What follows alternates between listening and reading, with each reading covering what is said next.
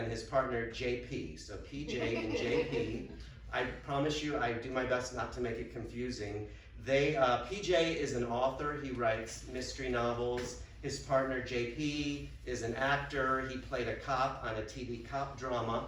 And they moved back to the fictional Detroit suburb of Pleasant Woods, located between Royal Heights and Fern Ridge. And one of the reasons they moved back to be close to family, but one of the perks of moving back to Michigan was they got to host their own home renovation TV show called Domestic Partners. It's on HD TV, home design television, and they just finished season 1. It was a big success. When this book opens, they're getting ready to start season 2, but the house that they were supposed to renovate, it fell through. So they're quickly looking for a new house, and when the story opens, their neighbor down the street on Fairway Lane introduces them to a pair of brothers, Tom and Terry. They're twin brothers. They're middle-aged, they're 50. And they have this empty house that their parents own. It's been sitting empty since their parents died. They've left it empty exactly the way it was 25 years before when their parents passed away.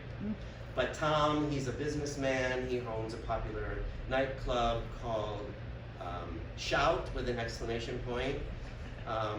In Fern Ridge, and he decides it's time to let the house go. He has some debts that he owes to the gay mafia.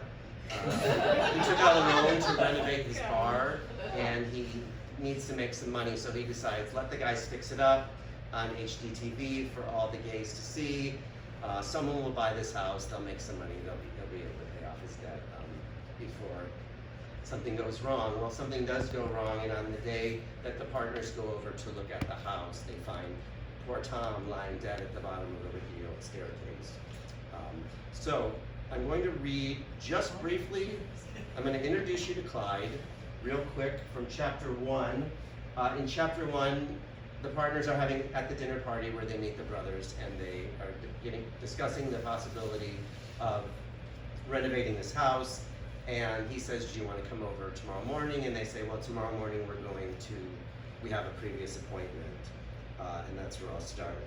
At this dinner party are the twin brothers, the partners, JP and PJ, the host, his name is Bob, and PJ's best friend from high school, Campbell Sellers, who was a realtor.